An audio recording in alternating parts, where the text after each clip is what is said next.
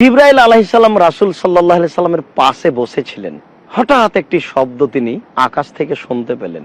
ফারা ফারাসাহু, তিনি তার মাথাকে উপর দিকে করলেন। উপর দিকে করে বললেন, হাযা বাবুন ফতেহা লাম ইফতা মিন ক্বাবল আলী ইল্লাল ইয়াউম। এ একটি দরজা, যে দরজাটা আজকে খোলা হয়েছে। ওয়া নাযালা মিনহু মালাকুন, সেই দরজা দিয়ে একজন ফেরেশতা অবতরণ হলেন। লাম ইয়ানজিল মিন ক্বাবল কাত্ত ইল্লাল ইয়াউম, এই ফেরেশতা আজকের পূর্বে তিনি আর কোনোদিন এই পৃথিবীতে অবতরণ হননি। তারপরে তিনি রাসূলকে সালাম দিলেন। সালাম দিয়ে বললেন যে আবশির বিনুরাইন, আল্লাহর নবী আপনি দুইটি আলোর সুসংবাদ গ্রহণ করুন। আপনি দুইটি আলোর সুসংবাদ গ্রহণ করুন। লাম ইউতা মিন ক্বাবল নাবিয়্যিন, আপনার পূর্বে এই দুইটি আলো কোন নবীকে দেওয়া হয়নি। তার একটি হচ্ছে সূরাতুল ফাতিহা ওয়া আয়াতাইন মিন আখির সূরাতিল বাকারা, সূরা ফাতিহা এবং সূরা বাকারার শেষ দুইটি আয়াত। সূরা ফাতিহা অনেক গুণ সম্পূর্ণ একটি সূরা, আর সূরা বাকারার শেষ দুইটি আয়াত মানুষের জন্য অনেক কল্যাণকর দুটি আয়াত। মানুষ এই দুটি আয়াত পড়ে যে কোনো কল্যাণ গ্রহণ করতে পারে। দুটি আয়াত পড়ে শয়তানকে ঠেকাতে পারে। দুটি আয়াত পড়ে রাতে ঘুমিয়ে গেলে সারা রাত নিরাপদে থাকতে পারে।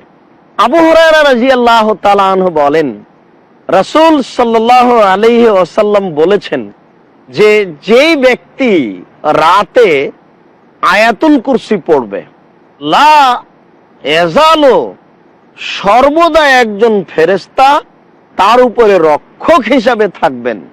ওয়ালা ইয়াকরুবু শয়তান, শয়তান তার নিকটে হতে পারবে না। অবশ্য আমরা বুখারী মুসলিমের হাদিস হিসেবে এই বিবরণটা এইভাবে পেশ করতে পারি যেভাবে এসেছে, যে আবু হুরায়রা রাদিয়াল্লাহু তাআলা আনহু একদা ওই রমজানের মাসের যাকাত যা বের হয়েছে ফিতরা, সেগুলির তিনি পাহারা দিচ্ছিলেন। রাতে ঘুমিয়ে আছেন, একজন চোর এসে সেই সম্পদগুলিকে ব্যাগে উঠাচ্ছে। আবু হুরায়রা রাদিয়াল্লাহু তাআলা ধরে নিলেন, ধরে নিয়ে তাকে রাসূলের কাছে নিয়ে যাবেন। তো সে অনুনয় বিনয় করে বলল যে আমার ছেলে মেয়ে আছে, দরিদ্র মানুষ আমি, আপনি আমাকে ধরে নিয়ে যায়েন না, ছেড়ে দেন। তা আবু হুরায়রা রাদিয়াল্লাহু তাআলা একটু দয়া করে নরম মানুষ ছেড়ে দিয়েছে। সকালে আল্লাহ রাসূলের সাথে সাক্ষাৎ। আল্লাহ রাসূল বলছেন, কি খবর আবু হুরায়রা, চোরের সাথে কিরূপ আচরণ করেছ? এটা তো আবু হুরায়রার কাছে অবাক। আবু হুরায়রা না পৌঁছার আগেই তিনি জেনে নিয়েছেন, আল্লাহ তাকে জানিয়ে দিয়েছেন। আবু হুরায়রা রাদিয়াল্লাহু তাআলা বলছেন, আল্লাহর নবী সে আমার কাছে তার ছেলে মেয়ের দারিদ্রতার কথা পেশ করেছে, এই জন্য আমি তাকে ছেড়ে দিয়েছি। আল্লাহর নবী বললেন, ঠিক আছে আবু হুরায়রা, ও আবার আসবে। আবু হুরায়রা রাদিয়াল্লাহু তাআলা এটা বিশ্বাস করে নিলেন যে আসবে নিশ্চিত, কেননা আল্লাহর নবী বলেছে। পরের দিন তিনি ঘুমিয়ে আছেন, দেখছেন আবার সে চলে এসেছে, আবার ওই জিনিস ব্যাগে ভর্তি শুরু করেছে। তাকে ধরে নিয়েছেন, ধরে নিয়ে এখন রাসূলের কাছে নিয়ে যাবেন। সে আবার বলল, আমি গরিব মানুষ, আমার ছেলে মেয়ে আছে, দয়া করে আপনি আমাকে ছেড়ে দেন। তা আবু হুরায়রা রাদিয়াল্লাহু তাআলা নরম মানুষ, তাকে ছেড়ে দিয়েছেন।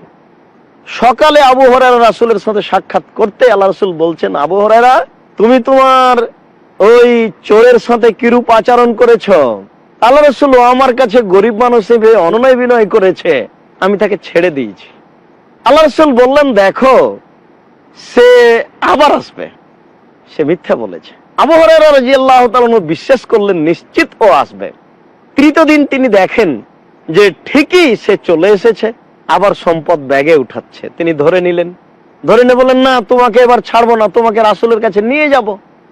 তখন সে ব্যক্তি বলল যে আপনি আমাকে ছেড়ে দেন, আর আমি এখানে আসবো না, আর আপনাকে আমি একটা কথা শিখিয়ে দিই, আপনি যদি এটা বলেন তাহলে শয়তান আপনার পাশে আসবে না। তো এই শয়তান আয়াতুল কুরসি আবু হুরায়রাকে শিখিয়ে দিল। শয়তান বিদ্যে রাখে। সকালে আবু হুরায়রা রাদিয়াল্লাহু তাআলা রাসূলের কাছে গেলেন। আল্লাহ রাসূল বলেন, কি খবর, তুমি তোমার বন্দির সাথে কিরূপ আচরণ করেছ? আবু হুরায়রা রাদিয়াল্লাহু তাআলা আনহু বললেন, আল্লাহর নবী, ও তো এসে ব্যাগে মাল উঠাচ্ছে, আমি তাকে ধরে নিলাম। তখন সে বলল যে আমি ওয়াদা করছি আর আসবো না, আর আমি একটা কথা বলছি, তুমি এটা মুখস্থ করো, তুমি এটা বলিও শোয়ার সময়তে, তাহলে শয়তান তোমার কাছে আসবে না। আল্লাহ রাসূল বললেন, শোনো, ও যা বলেছে ঠিক বলেছে, তবে ও হলো মিথ্যুক। তুমি কি জানো 3 দিন যাবত তোমার কাছে কে আসছে? আবু হুরায়রা রাদিয়াল্লাহু তাআলা বলেন, আল্লাহ রাসূল, আমি তো তা জানি না সে যে কে। আল্লাহ রাসূল বললেন, সে হলো শয়তান, ইবলিস তোমার কাছে 3 দিন যাবত আসলো। সে মিথ্যুক, তবে যা বলেছে তা ঠিক বলেছে। হাদিস বুখারী মুসলিমে। আমরা এখান থেকে পাচ্ছি আল্লাহ রাসূল এটাকে অনুমোদন করে দিলেন যে আমরা যদি আয়াতুল কুরসি পড়ি রাতে, তাহলে শয়তান আমাদের পাশে আসবে না। এমনিতে আমরা জানি যে সলাতের পরে, ফরজ সলাতের পরে যদি আমরা আয়াতুল কুরসি পড়ি, তাহলে আমরা জান্নাত যাব ইনশাআল্লাহ। বাধা হচ্ছে মরণ। আমরা যদি ফরজ সলাতের পরে আয়াতুল কুরসি পড়ি, তাহলে আমরা জান্নাত যাব নিশ্চিত ইনশাআল্লাহ। বাধা হচ্ছে মরণ, অর্থাৎ মরলেই যাব। আয়াতুল কুরসির এত মর্যাদা।